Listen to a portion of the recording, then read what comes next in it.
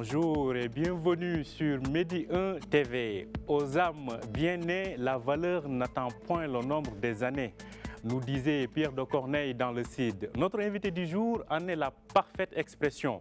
Nous avons le plaisir de recevoir la lauréate du prix Goncourt 2016, l'écrivaine franco-marocaine Leïla Slimani. Bonjour Leïla Slimani. Bonjour.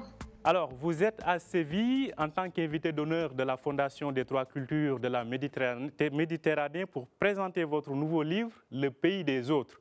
C'est le premier d'une trilogie inspirée de votre histoire familiale, une saga qui se passe dans le Maroc des années 50 jusqu'à nos jours. Vous venez de présenter votre roman à la Fondation Tres Culturas, un roman bien accueilli par une grande partie de la critique. Quel message avez-vous voulu passer par ce roman ? Je veux surtout raconter l'histoire contemporaine du Maroc et en particulier celle d'une famille qui ressemble à la mienne, parce que ce roman est une fiction, c'est inspiré de ma famille, mais ça n'est pas totalement mon histoire.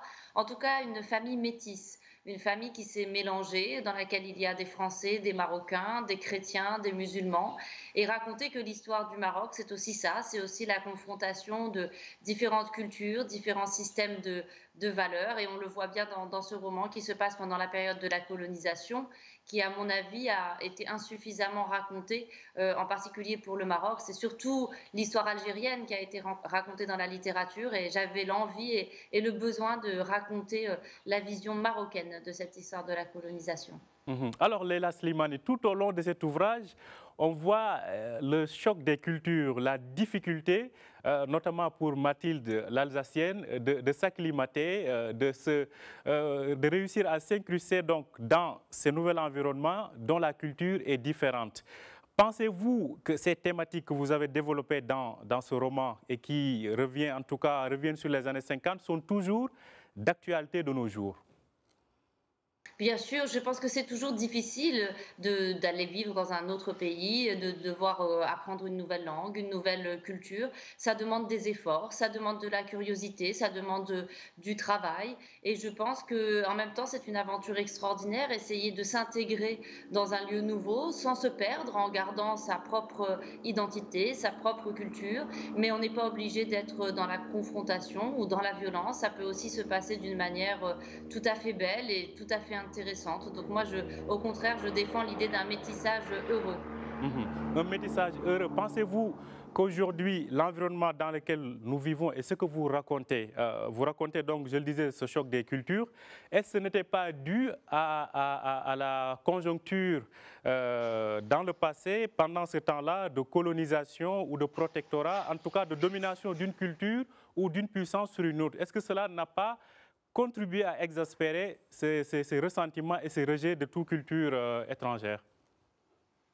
Oui, absolument. À partir du moment où vous avez deux systèmes, dont un se dit dominant et où l'autre est malheureusement dominé, il est très difficile de pouvoir se considérer à égalité. Alors c'est le grand problème de ce couple, Mathilde et Amine, c'est que elle vient d'une culture qui est la culture qui se dit dominante, où ils considèrent que leurs valeurs sont les vraies valeurs, sont les valeurs justes, et donc ça crée de l'animosité. Et je pense que évidemment, je comprends très bien que en Afrique, au Maghreb, il y a un sentiment vis-à-vis de l'Occident qui soit un sentiment un peu mêlé, avec à la fois une forme d'attirance, parfois même de fascination, et en même temps une détestation, parce qu'on se dit mais pourquoi est-ce qu'on accepterait constamment d'être dominé par cette culture?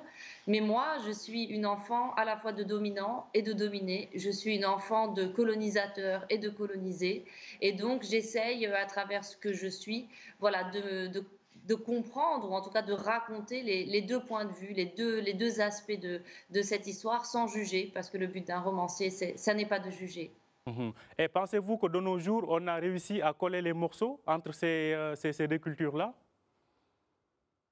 Je crois que malheureusement, on n'a pas encore assez raconté ces histoires. On a un déficit culturel, on a trop d'ignorance sur ce qui s'est passé. Je suis toujours choquée qu'en France, les gens vous disent « Oh, la colonisation, ça suffit, on en a beaucoup parlé, c'est du passé, c'est fini ». Mais moi, je ne crois pas que ce soit du passé. La colonisation, c'est l'enfance de ma mère. Donc c'est très très proche. La colonisation, c'est ce qui fait que finalement, j'existe. Je pense que je ne serais pas ce que je suis. Je ne vous parlerai pas aujourd'hui en français si la colonisation colonisation n'avait pas eu lieu. Il y a une difficulté pour beaucoup de gens à reconnaître que les traumatismes liés à la colonisation continuent à infuser nos différentes sociétés, continuent à avoir des conséquences aujourd'hui. Donc il me semble très important, en particulier, que les artistes, les écrivains, les cinéastes, tous les artistes se saisissent de cette question et qu'on en parle tout simplement, le but n'étant pas de se refaire la guerre ou de se pointer du doigt, mais au moins de comprendre d'où on vient. Mhm. Et en termes d'apport réciproque entre les différentes cultures, quand on voit Mathilde, quand on voit son mari, donc Amine Belhaj, en tout cas à travers ce premier tome de votre trilogie, qu'est-ce que la fréquentation, la cohabitation d'une autre culture a apporté à ces personnages? Et si par extension, on peut voir qu'est-ce que cela a apporté aux gens qui ont eu à vivre ces deux cultures qui sont différentes? Du point de vue de Mathilde, je pense que assez rapidement, elle a une sorte de fascination pour le Maroc. D'abord pour la gentillesse des gens, pour leur humour, pour leur hospitalité aussi, parce que dans la famille dans laquelle elle arrive, la famille de son mari, les femmes notamment sont assez fascinées par elle, parce que c'est une femme occidentale, elle sait lire, elle passe ses journées à lire des romans, elle est assez libre dans sa façon d'être, et elle est accueillie avec beaucoup de tendresse. Je pense que c'est la tendresse qui lui plaît beaucoup chez les Marocains. Et puis, elle arrive dans un Maroc qui est un Maroc encore très rural, très pauvre, et elle va faire le choix de s'occuper des gens et de les soigner. Donc, c'est vraiment son désir d'apprendre l'arabe, d'apprendre cette culture, et elle se met finalement en opposition totale avec le monde colonial, qui est un monde où finalement, voilà, il faut qu'on vive séparés les uns des autres. Les Blancs ne s'intéressent pas aux indigènes et inversement. Mhm. Et pour Amine, je pense que lui, ce qu'il va apprendre de sa femme, c'est qu'il va comprendre le désir d'émancipation des femmes, il va comprendre aussi le désir de modernité et il va protéger notamment sa fille. Il a envie que sa fille réussisse, qu'elle fasse des études, qu'elle devienne quelqu'un. Donc c'est un homme qui va réussir à transmettre ça à son enfant. Mhm. Aujourd'hui, vous êtes en tout cas à cheval entre ces deux rives. Un garçon, un Marocain, un Algérien qui vivrait en France et un Français, par exemple, qui vivrait au Maroc. Si vous aviez un message à leur passer à travers votre message, votre roman, lequel serait ce message? Bah, je leur dirais que vivre dans le pays des autres, ça n'est pas forcément quelque chose de, c'est pas forcément une malédiction. Aujourd'hui, on a tendance à toujours vouloir s'enfermer un peu dans le rôle de la victime, dans la douleur. Bien sûr, c'est absolument atroce et terrible de subir le racisme, mais je pense qu'il faut contrer ça par encore plus de curiosité, encore plus de désir de partage, encore plus de désir d'échange. Il faut absolument tout faire pour transmettre nos cultures, transmettre nos langues. Et que oui, le sentiment d'être un étranger, c'est un sentiment qui peut être difficile, mais qui peut être en même temps parfois assez doux aussi. On est étranger, on regarde l'autre, il est différent, il nous attire, on a envie d'aller vers lui. Donc je pense qu'il faut voilà, ne pas s'enfermer dans quelque chose qui est de l'ordre de la douleur et aller vers ceux qui ont envie de nous connaître. Et le pays des autres est un pays qui peut être merveilleux. Mhm. Vous disiez à travers vos différentes interviews que c'est un roman qui mêle une part de fiction et une autre de réalité. Alors, globalement, lequel des deux l'emporte? Oh, la fiction, forcément, parce que dès que vous écrivez, vous êtes dans la fiction.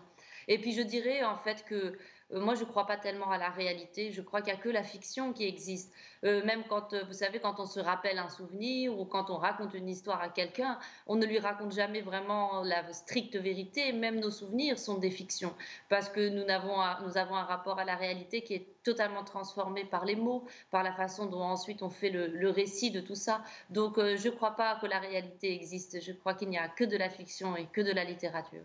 Mhm. Alors, Leila Slimani, vous avez été lauréate du prix Goncourt 2016. À travers donc cette trilogie, que visez-vous? Eh bien, je vise le temps long. Je crois que tout écrivain a un désir de temps long. On vit dans une époque qui est celle de l'urgence, du temps court, des réseaux sociaux, de la pulsion, où tout va très très vite, de l'info en continu. Et moi, j'ai envie de donner à mes lecteurs le temps long, c'est-à-dire la patience, la contemplation, suivre des personnages sur pratiquement un demi-siècle, les regarder naître, grandir et puis mourir. Je pense que voilà, on a besoin de ce temps qui s'allonge et qui a du souffle et dans lequel on peut mettre un petit peu de complexité. Du souffle, vous en aurez certainement besoin pour les tomes 2 et 3. À quand la sortie du prochain tome, Leila Slimani? Alors, le tome 2 sortira en France en janvier 2022. Voilà, je suis en train de le terminer. Je devrais le rendre normalement à la fin de l'été. À la fin de l'été. En tout cas, on l'attend avec beaucoup de passion. Merci beaucoup, Leila Slimani, d'avoir été en direct avec nous depuis Séville, où vous avez présenté votre roman, Le Pays des Autres, à la Fondation des Trois Cultures de la Méditerranée. Merci à vous. Merci beaucoup. Merci à vous aussi de nous avoir suivis. Vous pouvez retrouver cet entretien sur notre site www.medianews.com. Très bonne journée sur Médien TV.